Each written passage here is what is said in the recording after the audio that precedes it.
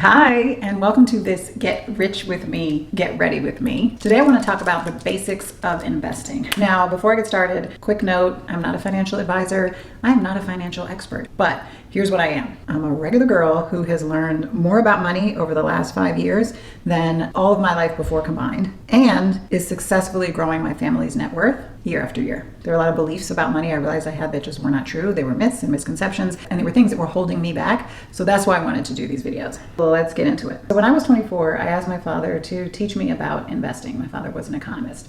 And he said to me, the first rule of investing is saving. Now, when you ask people about investing, I'm going to set this down to dry. Standard advice is you need to save your emergency fund first. So 3, 6 months, 9 months, a year of living expenses before you start investing. I wish that I would have gotten different advice at 24. And here's why. I think when you tell someone you have to raise 3, 6, 9 months of living expenses before you can start investing, that's a really high bar for a lot of people, and it can feel very, very intimidating. And so because of that really high benchmark, you never start investing, and that's a shame. The longer you wait, there's a cost to that. So what I wish I would have been taught is you can do both, that you can save and you can start investing at the same time. Let's say you have $100 to save, put 10 into investments, or 25 or 50. No amount is too small to invest. These are seeds. Even if you plant 1 seed as opposed to 10,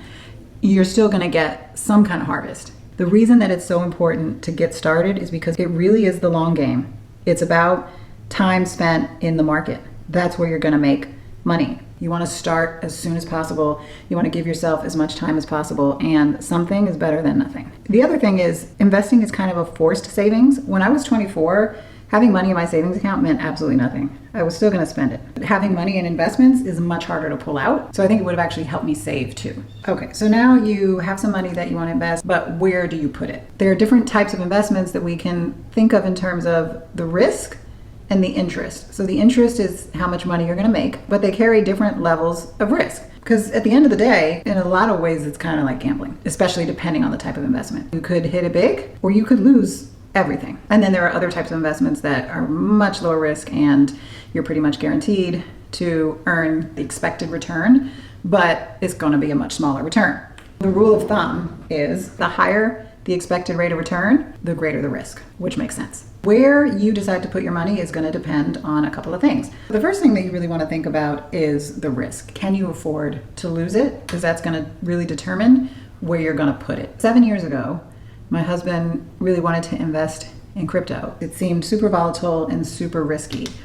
And so we agreed on an amount to invest that we were okay losing. We just didn't want to go too big on it. Now, as it would turn out, for now, that worked out really well because I think it's now doubled. And then the other thing is, what's your personal risk tolerance? And this is different for everybody. Do you have the personality where you're just like, let it ride? Let's see what it's going to do. Or do you have a personality where if you did that, you would be up at night not able to sleep? So you really have to know yourself, know your personality, because you don't want it to cost you your peace. If it costs you your peace, it's just too expensive. And then the other thing is time. How long until you're going to need it? So if you're in your 50s, say, investing, and you need that money for retirement, you're in a very different position than someone who is 20. And then how easy is it going to be to get it out? Real estate is way harder to get out of than stocks. If you want to sell stocks, you can do it in the moment. You want to sell a piece of real estate, that could take months. You have to get the property ready for open houses and photos, and then you have to do marketing, and then there's, an inspector and an appraisal and all of these things that are involved to be able to sell the real estate. When are you going to need it, and how quickly do you want access to it? There are actually quizzes online that can help you calculate your personal risk tolerance. This is really great for couples because you may have totally different risk tolerance. Your spouse may be very conservative and you may have a really high risk tolerance, and you guys are going to have to meet somewhere in the middle. So the quizzes are actually really useful because the quizzes, based on your answers, can actually make recommendations of how you should allocate your money. You should put this percent in this percent in this, and this percent in this, so it can be very helpful. Okay, so then what are the different types of investments and the rate of return? So let's go down the list. I wrote it down so that I wouldn't screw up the percents. Savings accounts are at the lowest. I don't know that. Is that really technically considered an investment? I don't know. Savings accounts are kind of trash.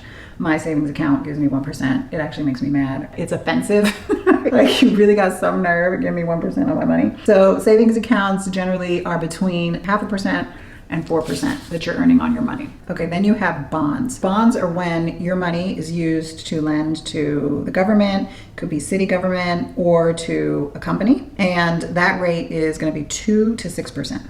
Then you have funds. Funds are groups of investments, and that's 6 to 8% return. And then there's stocks, which everyone has heard of the stock market. Stocks are pieces of companies, and that return is 7 to 12%. Now, these are averages over time. And then you have newer types of investments like cryptocurrency, which is way more volatile. And you have things like collectibles, art. Real estate I left out because I feel like that's a whole different conversation, because if it's an investment property, how much are you making in rental income? There's depreciation, there are expenses in running the property, there are certain tax benefits and also tax implications. It's way more complicated than just a rate of return. But of course, real estate, very, very popular with investors for many reasons. So those are roughly the rates that you're going to get on the different types of investments. But let's talk about compound interest really quickly, because that's a huge part of the magic of investing. The way compound interest works is that you're going to get interest on the money that you've earned, including previous interest.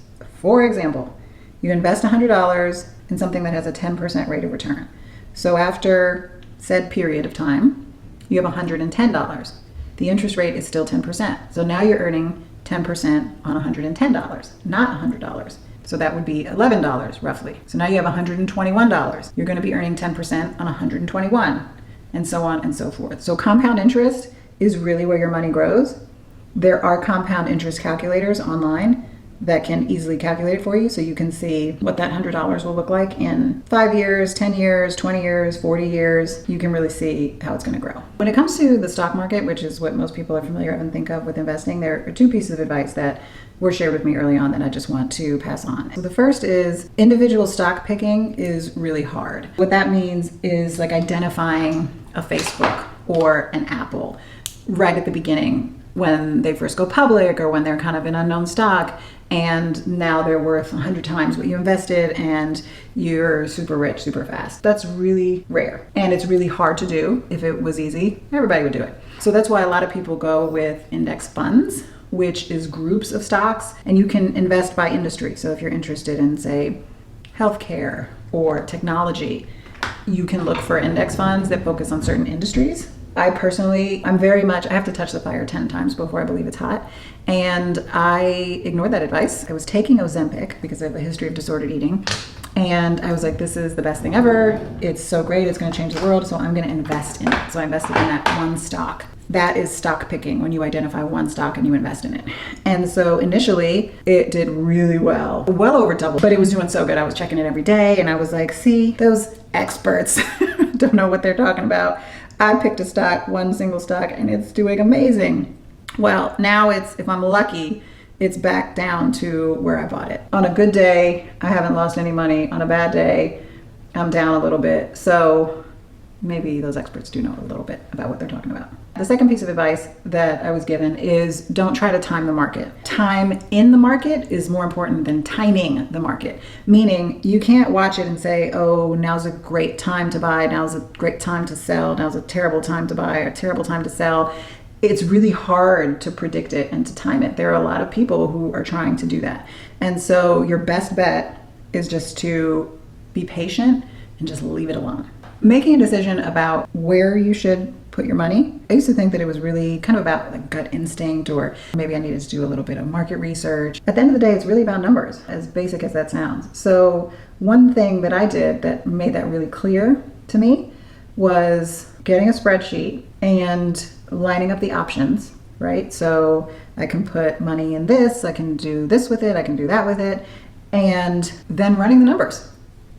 Use a compound interest calculator, use historical averages, and say, okay, this is going to be this after this period of time if I put it here, here, here, here, or here. And then going through other factors, like real estate. If I put it in an investment property, then I'm also going to be getting rental income every month. But then there is a risk. You're dealing with tenants, things break, there are expenses that come up. What I found in doing that is that in most cases, it became really, really, really obvious. It's like, oh, if I put this $100 here, it's going to do this, and this is a level of risk that I'm totally fine with. Yes, that's where it needs to go. So now quickly to talk about debt, because a big question that people have is, should I invest if I still have debt? Or should I use that money to pay off my debt? And the answer is, it really depends on the interest rate of the debt. Is the interest rate on the debt higher than an expected rate of return? So for example, I worked really hard to consolidate and pay down debt a few years ago. And to do that, I found a debt consolidation tool with an interest rate of 2% for the first year and then 8% for the second year. So in that case, when you're talking about 2% interest rate on your debt, no, don't pay that down.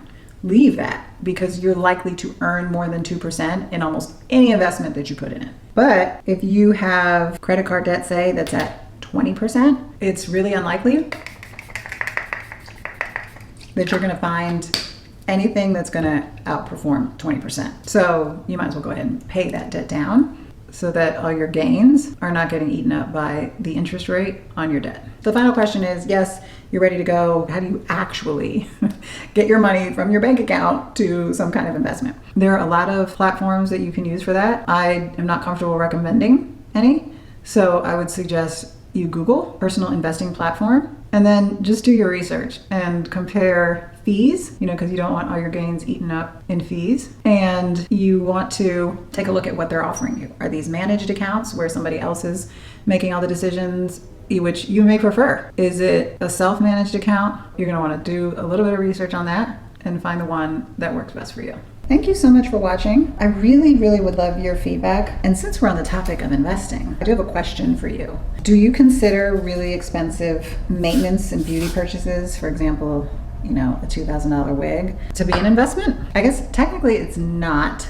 It's not going to make you money. However, you could argue, and I do argue, and I say this all the time, it does absolutely 100% save you money over time. I used to get a sew-in every 6 weeks, like clockwork. That was $400 I was spending every 6 weeks. With a wig, you don't have to do any of that. So I would argue that it pays for itself, and then at some point it starts to save you money. And that if you take that savings and invest that, then it is an investment. Girl math. Let me know in the comments if you agree. Please subscribe if you haven't already. Leave me a comment, like it, share it with someone who you think might like it, and thank you for watching.